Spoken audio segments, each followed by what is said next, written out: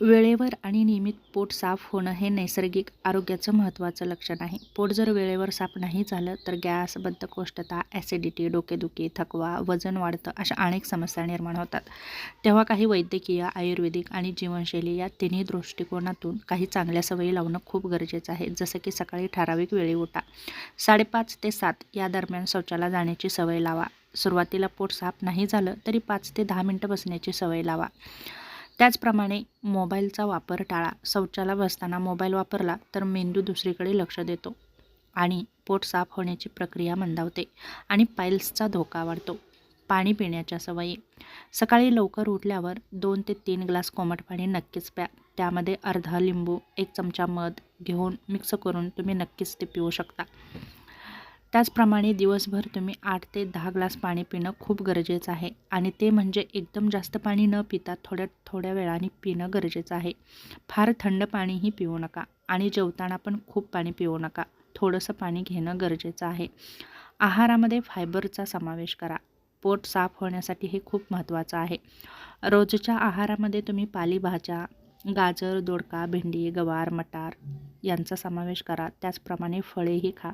जसं की पपई, सफरचंद, संत्री, मोसंबी, भिजवलेले 2 अंजीर यांचाही समावेश करू शकता. त्याचप्रमाणे नुसतीच चपाती न खाता ज्वारी, बाजरी, नाचणी, ओट्स यांचाही आपल्या आहारामध्ये समावेश करणं खूप गरजेचं आहे. त्याचबरोबर दही आणि प्रोबायोटिक्सही घेणं गरजेचं आहे.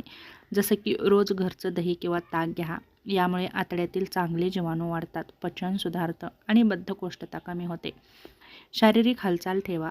पोट चालू ठेवणारा घटक म्हणजे रोज किमान 30 मिनिटे चाला, योगासनं करा. जसं की पवनमुक्तासन करा, वज्रासन करा, भुजंगासन करा. यामुळे आपल्या शरीराची हालचालही होते आणि आतड्यांची हालचाल होते, त्यामुळे पोट साफ होण्यासही मदत होते. त्याचप्रमाणे प्राणायाम करू शकता, कपालभाती करा, अनुलोम विलोम करा. जेवणाची वेळ आणि सवयी ठेवा.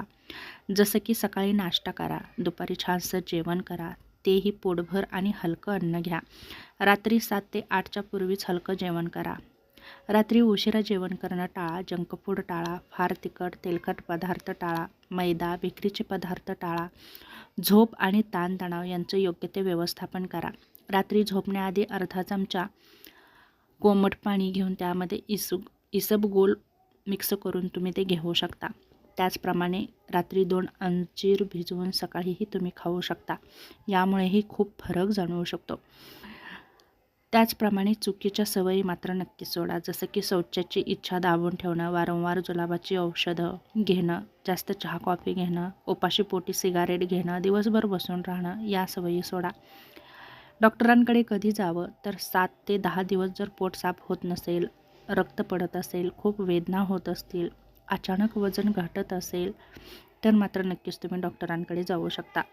वेळेवर पोट साफ होणं म्हणजे शरीर डिटॉक्स होणं. औषधांपेक्षा दिनचर्या, पाणी, फायबर आणि आपल्या शरीराची हालचाल हे खूप महत्त्वाचं आहे. यासारख्या गोष्टी जरी तुम्ही केल्या तरी आपलं पोट वेळेवर साफ होण्यासाठी नक्कीच मदत होऊ शकते.